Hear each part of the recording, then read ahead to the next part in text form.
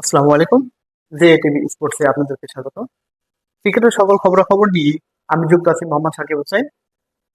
আপনারা শুনে খুশি হবেন যে বাংলাদেশ ইতিমধ্যে তৃতীয় টি-টোয়েন্টি ম্যাচটি জিতেছে এবং সিরিজ উইন করেছে। বিগত বেশ কয়েকটি সিরিজ খুব ভালোভাবে তারা ম্যাচ জিতেছে এবং সিরিজ জিতেছে। লিটন দাসের নেতৃত্বে খুবই ভালো ক্যাপ্টেন্সি করেছে লিটন দাস। ম্যাচটি ৮ উইকেটে জিতে নিয়েছে বাংলাদেশ। এই তার সাথে সাথে সিরিজটি উইন করেছে।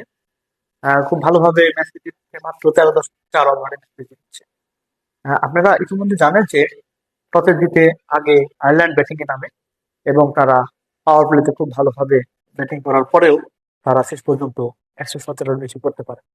১১৮ রানের জবাবে বাংলাদেশ খুব ভালোভাবেই তাদের ব্যাটিং শেষ করে।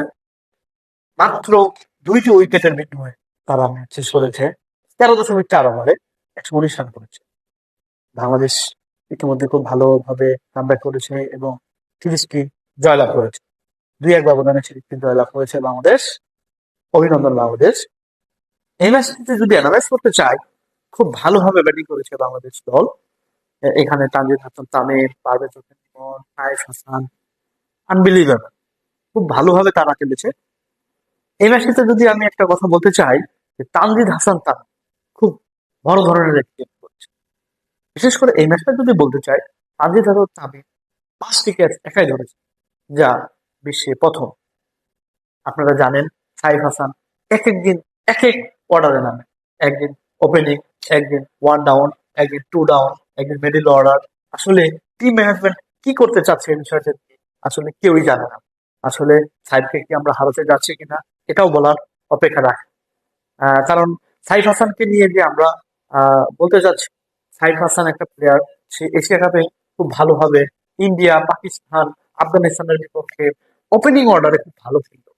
তারপরে আপনি কি হলো, পরে সিরিজে তাকে নামানো হলো ৩ নম্বরে, ৪ নম্বরে, এক এক দিন এক এক জায়গায়। আসলে সাইফ হাসানকে নিয়ে যদি কিছু বলতে চাই, যে সাইফ হাসান একটি উদীয়মান প্লেয়ার বাংলাদেশের ক্রিকেটে।